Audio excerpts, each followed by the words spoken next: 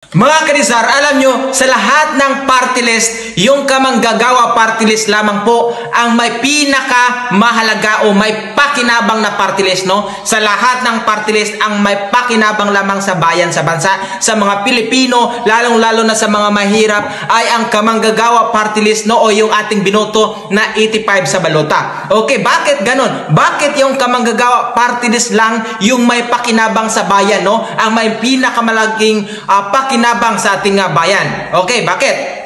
Kasi sinusulong niya dito ni Bro Ili, no, na ang provincial rate, no, ayaw niya ng provincial rate. Gusto niya pantay-pantay lahat ng sahod sa Metro Manila at sa probinsya. No, ayaw niya may provincial rate. Kaya siya lang ang may pinakamahalaga, ang may pakinabang, no, dahil bubuwagin niya. Okay? Suportahan po natin ang kamanggagawa party list, mga kadizar, dahil eto na ang pinakahintay at pinakaasam-asam ng mga mahirap nating kababayan, okay, na buwagin nga ang provincial rate. Dahil iisa lang naman ang trabaho, okay? Ang iba pupunta pa sa Manila parang makaabil ng NCR rate, no? Pero ang kanilang bahay ay nasa probinsya. Napakalayo ng biyahe. So, dapat talaga buwagin na yan ang provincial rate na yan. Ang walang kwentang provincial rate na yan.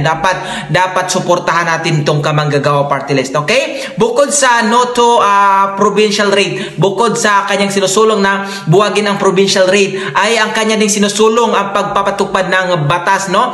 Pagpagawa ng batas na mayroong resignation pay na kung saan ang mga empleyado na nagtrabaho ay magkaroon ng bayad kapag magre-resign, no? Kapag mag-resign na isang empleyado, ay kanyang paggawa ng batas na kailangan may bayad. Kailangan may bayad yung pag-resign mo kapag ikaw ay matagal na nagtrabaho sa kumpanya. So, yan yung maganda dito. Yan ang pinakamahalaga. Yan ang mga gustong-gusto ng mga taong bayan, no?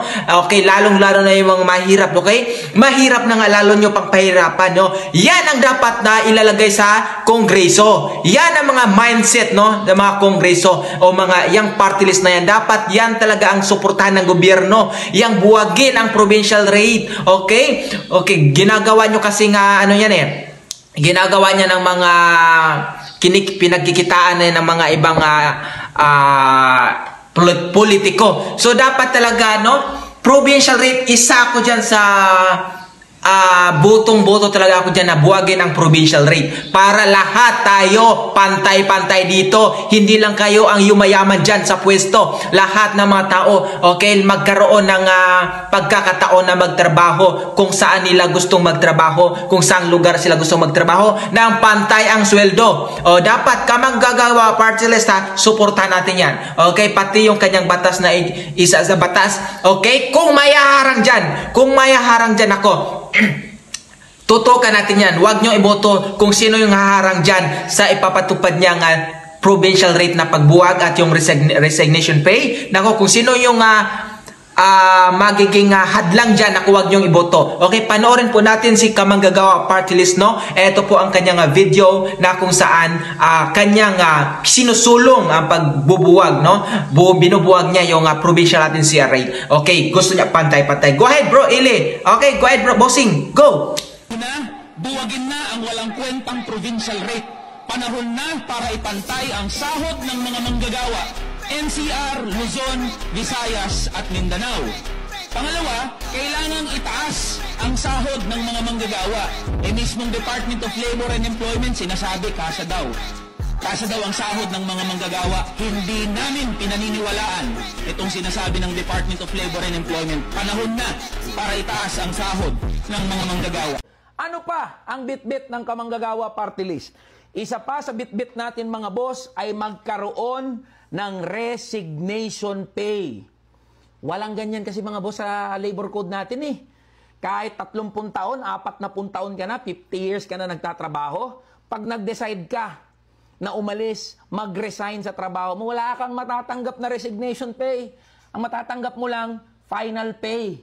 Kaya dapat magkaroon ng resignation pay dahil ang hinihingi natin yung ina-embag ng manggagawa mismo doon sa kumpanya kung saan siya nagtatrabaho. Isa pa sa ating sinusulong, kanina nabanggit na natin, mawala na yung contractualization. tigilan na yung iskemang contractualization na talagang nagpapahirap sa mga manggagawa natin. Kasi kung hindi ka regular, hindi na ibibigay yung mga benepisyo mo. Yung government mandated benefits, wala kang security of tenure. Mas pinalala pa yan ngayon dahil sa pagsulpot ng mga salot at mga linta ng mga manpower agency. Kaya dapat mabuwag na yung mga manpower agency na yan. Direct hire. Yan ang pinaglalaban ng number 85, Kamanggagawa Party List.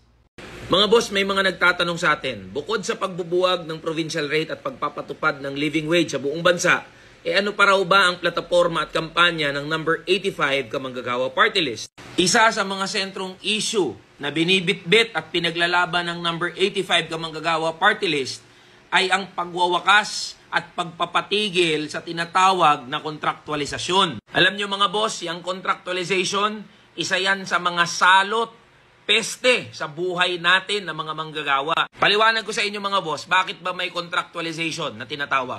Butas yan sa batas natin na ginagamit mismo ng mga malalaking negosyante. Sabi kasi sa labor code, yung mga employer o mga negosyante, pwedeng mag-hire o mag-employ ang mga negosyante ng mga manggagawa under a probationary status sa loob ng at hindi lalagpas ng 6 na buwan. Kasi kapag 6 na buwan na tuloy-tuloy, dire-diretsyong nagtatrabaho ang mga manggagawa, dapat ang status nila ay regular na. Ngayon, itong mga kumpanya at saka mga malalaking negosyante, para hindi maregular yung kanilang mga manggagawa, ang ginagawa nila, tineterminate na nila o tinatapos na nila yung kontrata ng kanilang mga manggagawa bago mag-6 na buwan. Before the 180th day, kadalasan niya mga boss, tuwing ika-5 buwan ng pagtatrabaho ng mga manggagawa, na end of contract na ang mga manggagawa. Kaya ang tawag din sa contractualization ay endo of 555. Kasi nga, on the 5th month, tapos na yung kontrata mo, mag-renew ka na uli. Kaya ang ginagawa ng mga kumpanya at saka mga malalaking negosyante, ipinapaulit-ulit yan para hindi maregular yung kanilang mga manggagawa. Kaya normal na makarinig mga boss ng manggagawa na 5 years, 10 years, 15 years na nagtatrabaho, pero contractual pa rin, hindi pa rin nare-regular. At ang mas masahol mga boss, sa gobyerno mismo makikita ang pinakamaraming bilang ng mga manggagawang kontraktual.